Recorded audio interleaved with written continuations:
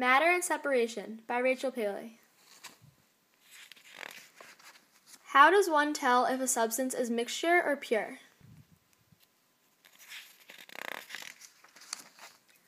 A pure substance is made of only one thing, either a compound or an element. It is the same throughout.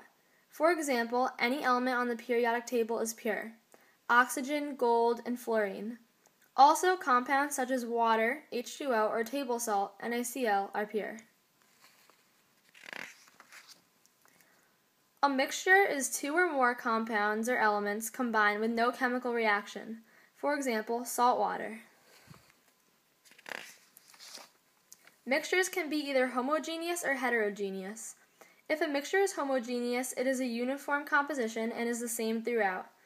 If it is heterogeneous, it is not uniform. Basically, homogeneous mixtures appear as one substance, whereas heterogeneous mixtures appear as separate substances. For example, salt water in which the salt is completely dissolved is a homogeneous mixture. Salt water that still has visible salt crystals in it is a heterogeneous mixture.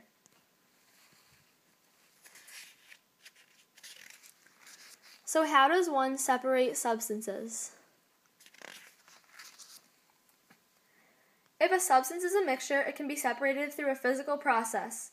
There are many different methods such as sorting, distillation, filtering, decanting, sublimation, crystallization, and using a centrifuge.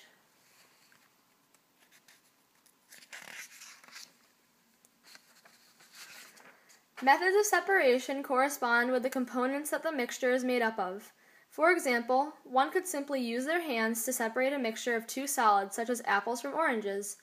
Filtering can be used to separate an undissolved solid from a mixture, such as rocks and water.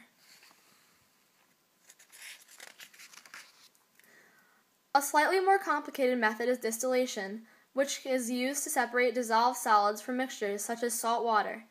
In this process, the mixture is heated. When the water fully dissolves, the salt will remain, and the two would be separated. This process uses difference in boiling points to separate substances, so one could also separate two liquids through distillation. In these physical processes, a physical change occurs, which means that the makeup of the compound or element itself has not changed. Pure substances are more difficult to separate because they require chemical reactions. In a chemical change, there is a change in the arrangement of atoms in a compound. Chemical changes always result in the formation of new compounds, which can be evident through change of color, the production of new phase, or an endothermic or ectothermic reaction.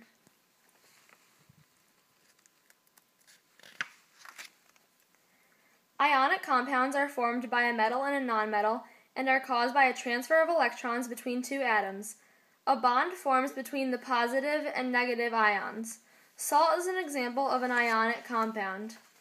The transfer of electrons only involves the electrons in the outer shell of the atoms. All atoms want full or empty outer shells in order to be stable, so they can gain or lose electrons to become stable. In salt, sodium gives its electron to chloride.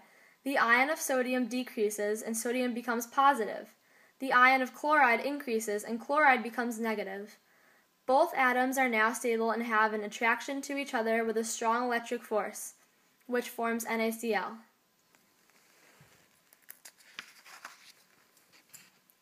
Covalent compounds can also be formed through the sharing of electrons.